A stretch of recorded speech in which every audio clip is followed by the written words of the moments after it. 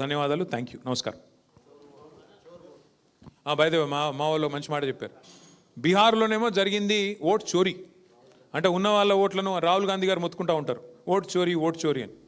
అక్కడ జరిగిందేమో ఓట్ చోరీ అంటున్నారు రాహుల్ గాంధీ, ఇక్కడ చోరు ఓట్లు, మొత్తం దొంగ ఓట్లు. అది ఓట్ చోరీ, ఏ चोर वोट. मैं राहुल गांधी जी से कहना चाहता हूं, आप संविधान को पकड़ के बिहार में एक यात्रा भी आपने किया. आपने बार बार कहा कि एसआईआर जो है बहुत नाइंसाफी है बिहार की जनता के साथ. वोट चोर, गद्दी चोर करके आपने अच्छा लंबा चौड़ा भाषण भी दिया. पर यहाँ पे तेलंगाना में आपकी सरकार जो है आज वही काम कर रही है. यहाँ पे तो चोर वोट डलवाने की कोशिश कर रही है. करीब करीब हमारे हिसाब से 23,000 वोट, और उनमें से ज़्यादातर फेक वोट ही हैं. कुछ होंगे, कुछ सही वोट भी होंगे. मैं ये नहीं कह रहा हूँ कि सारे के सारे गलत हैं, कुछ सही वोट भी शायद होंगे. पर ज़्यादा से ज़्यादा अगर आप देखेंगे, लगता है कि कांग्रेस वालों ने बूथ लेवल ऑफिसर से मिलके मिली जुली एक ये जो हरकत की है, इसको लेके ज़रूर शिक्षा मिलनी चाहिए. इसको लेके ज़रूर इलेक्शन कमीशन को एक्शन लेना चाहिए, और राहुल गांधी जी को भी इस बारे में बोलना होगा. इस बारे में आपको भी जवाब देना होगा कि आपकी सरकार यहाँ जो काम कर रही है ये क्या, कैसे बिहार से अलग है. जो बीजेपी कर रही है वहाँ पे और आपकी गवर्नमेंट यहाँ पे कर रही है, क्या अलग है, कोसी आप दोनों में क्या फ़र्क है, ये आपको जनता को बताना होगा. Thank you.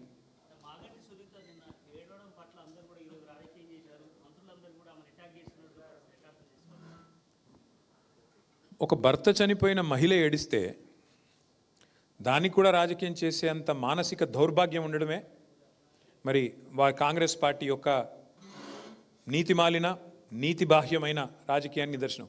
అంతమందిని చూసి నాకు గోపీనాథ్ గారు ఇంత పెద్ద కుటుంబాన్ని ఇచ్చారు మా జూబ్లీ హిల్స్ కాన్స్టిట్యున్సీలో అని చెప్పి ఆమె కంటతడి పెడితే ఆమె భర్తను తలుచుకొని, భర్త చనిపోయి ఇంకా 6 నెలలు కూడా కాలేదు బ్రదర్, బాధ ఉండదా? భారతదేశంలో మన సాంప్రదాయంలో డెఫినెట్గా భర్తను ప్రతిరోజు తలుచుకుంటారు, తండ్రిని తలుచుకుంటారు, పిల్లలు చనిపోయిన తర్వాత తలుచుకోరా? కుటుంబ సభ్యులకు ఆ మాత్రం ఉండదా? అంతమందిని చూస్తే ఇమోషన్లో ఆమె బాధపడితే దానికి కూడా రాజకీయం చేయడం అంటే కాంగ్రెస్ వాళ్ళు ఎంత నీతిమాలిన మనుషులో, ఎంత సిగ్గుమాలిన మనుషులో, ఎంత దిగజారుడు రాజకీయానికైనా సిగ్గు లేకుండా. మరి ఇప్పుడైతే మీరు చూశారు ఇక్కడ ఏ రకంగా దొంగ ఓట్ల భాగోత్వంతో వాళ్ళు ముందుకు వస్తున్నారో మీకు అర్థమైంది. ఇంకోవైపు మహిళల్ని అవమానిస్తాం, బిడ్డ మీద కేసు పెట్టినారు, ఇంకా ఘోరం అది. తల్లి కోసం తిరుగుతుంది ఆ అమ్మాయి, ఆమె కూడా కేసు పెట్టారు. ఎంత నీతిమాలిన రాజకీయం చేస్తుందో కాంగ్రెస్ పార్టీ దీన్ని బట్టి చెప్పొచ్చు. Thank you. ఇక దీని మీద ఏమైనా ఉంటే అడగండి, మిగతా విషయాలు వద్దు దయచేసి. డెఫినెట్గా అవుతాం, ఇక అన్ని దర్వాజాలు కొడతాం పోయి. కానీ చూస్తుంటే మాత్రం మరి మొత్తం కిందికి వెళ్ళి మీద దాకా అంతా కొల్యూడ్ అనేట్టే కనబడుతుంది. కాంగ్రెస్ బీజేపీ ఎట్లా కొల్యూజన్ గవర్నమెంటే నడుస్తుంది ఇక్కడ. మరి రేవంత్ రెడ్డి ఏమైనా చెప్పిండో ఏమో పైకి, ఏం మాట్లాడొద్దు ఈ విషయాన్ని, ఎందుకంటే మా దొంగ ఓట్లతోనే గెలవాలనుకుంటున్నాం అన్నాడేమో. మరి అయినా గెలవరు, అది కూడా చెప్తున్నాను. ఇన్ని కథలు పడ్డా గెలవరు. మళ్ళీ ఖచ్చితంగా అక్కడ మంచి మెజారిటీతో గెలిచేది బీఆర్ఎస్ఏ గెలుస్తుంది, బ్రహ్మాండం గెలుస్తాం, అందులో కూడా మాకు డౌట్ లేదు.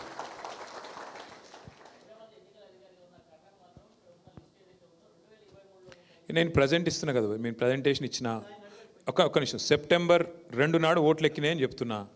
మీ కుల్లా ఒక్కొక్క మనిషికి 3 ఓట్లు, 4 ఓట్లు లేని ఇళ్ళల్లో ఓట్లు. ఇప్పుడు నేను చూపెట్టింది ఏమన్నా నా కథనా, నా సొంత కవిత్వమా? మీకు ఆధారాలు ఇస్తున్నా. మీరు మీడియా కూడా ఇన్వెస్టిగేటివ్ జర్నలిజం మర్చిపోయారు. ఒక్క తెలుగు మీడియా అయినా పోయి చూసిండా? మీకు ఇంత పెద్ద షికాయత్ చేస్తే పోయి కనీసం ఎంక్వైరీ చేసిండ్రా? వాడోడో చెప్పిండు, వీడోడో చెప్పిండని రాసుడు తప్ప మీకేడమైంది మీడియాకు పోయి చూడరా కనీసం ఏమవుతుంది, నిజంగా ఓట్లున్నాయా లేవా అని? ఎలా చెప్పిండు, మళ్ళీ చెప్పిండు. నేను చెప్పేది నమ్మని అంటలేను, నేను చెప్పింది తప్పని మీరు చూడండి, కావాలంటే చెక్ చేయండి. మేము వద్దంటలేం కదా. మీరు అసలు ఆ పనే చేయట్లేదు. మీరు మమ్మల్ని అడగడం కాదు, ఏదో మేము కోర్టులో మీద ముద్దాయిల్లాగా, మీరు లాయర్లలాగా పోయి చూడండి ఒకసారి ఫీల్డ్కి. తప్పకుండా మంచి జరుగుతుంది ప్రజలకు కూడా.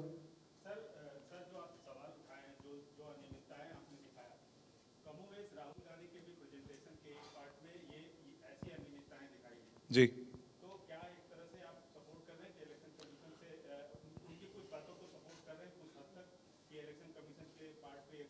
नहीं, मैं राहुल जी से मैं बस एक ही चीज़ पूछना चाहता हूँ, राहुल गांधी जी से, कि आप जब कहते हो कि बिहार में ऐसा हुआ है, वहाँ की हुकूमत ने और सेंट्रल गवर्नमेंट ने इलेक्शन कमीशन के ज़रिए ये सब किया है, जो भी हरकतें हैं वो पॉइंट आउट कर रहे थे, कर्नाटक में ये किया, महाराष्ट्र में वो किया, बिहार में ये कर रहे हैं, तो तेलंगाना में आपकी सरकार है और यहाँ पे तो बूथ लेवल ऑफिसर सारे गवर्नमेंट के एम्प्लॉई हैं, और आपकी गवर्नमेंट यहाँ पे पूरी तरह से आपके leader fake voter ID card distribute कर रहे हैं, और वही फेक वोटर उनके घर में 3-3 वोट रहते हैं एक एक आदमी का, आपके कैंडिडेट के जो आपके उम्मीदवार हैं उनके भाई का 3 वोट रहता है, इसका जवाब क्या राहुल गांधी नहीं देंगे?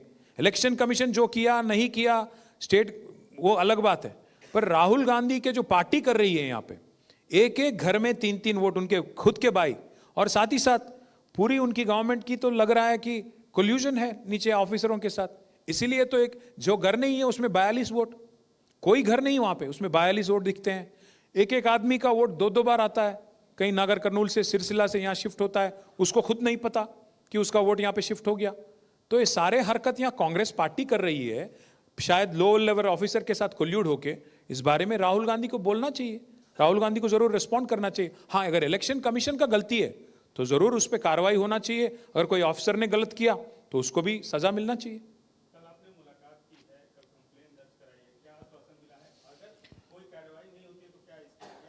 आश्वासन हमें यही दिया गया था कि तहकीकात होगी, इन्वेस्टिगेशन होगी, जांच होगी, पर 24 घंटा हो गया, इतनी बड़ी मामला है, इतनी संगीन मामला है, आज तक कुछ नहीं हुआ। तो हम इसीलिए सोच रहे हैं कि कल सुबह हाईकोर्ट में चले जाएंगे, वहाँ पिटिशन डालेंगे और हाईकोर्ट के जरिए एक डायरेक्शन लाने की कोशिश करेंगे, क्योंकि आवाज़ तो नहीं आ रहा वहाँ से, कोई रिस्पॉन्स तो नहीं आ रहा, कोई रिप्लाई आए नहीं हमें, तो मजबूरन जाना पड़ेगा। We have to go and knock on the doors of court of law.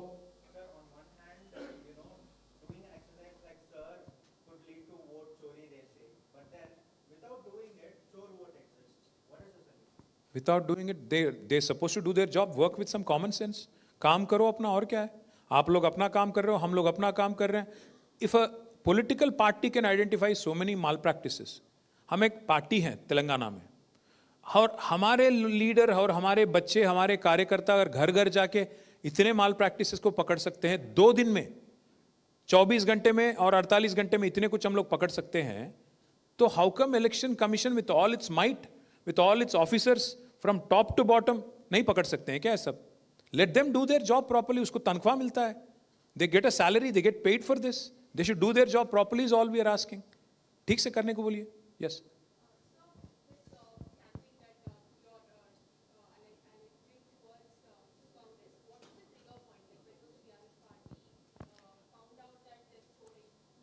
When we saw the Congress candidate, वो दिखाओ भाई उस slide, Congress candidate distributing the, when we saw that the Congress candidate was distributing voter ID cards, we said then there is something seriously wrong with the system. Who is he to distribute this? He is nobody. He has no authority, no jurisdiction of distribution of cards. Then we started digging into the matter कि अगर ये कर रहा है तो दाल में कुछ काला है, कुछ तो काला है। कांग्रेस वाले ये हरकत कर रहे हैं, फेक वोटर आईडी कार्ड अगर डिस्ट्रीब्यूट कर रहे हैं, वो फेक है सही है मुझे नहीं पता, इलेक्शन कमीशन को बताना होगा। केस तो दर्ज हुआ कि वो फेक आईडी कार्ड है। तो जब ये निकला मामला, then we got it out कि कुछ गड़बड़ है, इसलिए we started going house to house. And let me say this, see we are a party